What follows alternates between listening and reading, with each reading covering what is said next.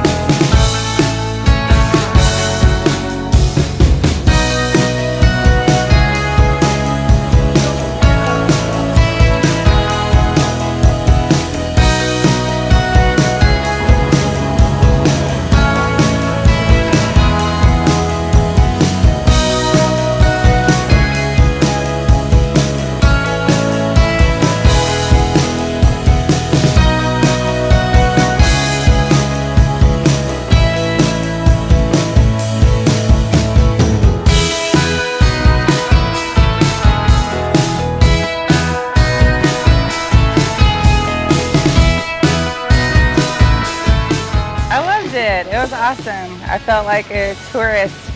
I don't get to come explore downtown LA a whole lot. Today was a wonderful experience. What I was most impressed by is in a relatively short amount of time, the amount and quality of information of the Photowalk. Very good. I thought it was really interesting. It was a great time. I was very excited to come out and learn some new tricks. This was so much fun. I love downtown LA. Meeting new people, seeing the environment, learning great tips from Jeff. Great time, great time. Any tips stick out for you? The magazine tip for sure.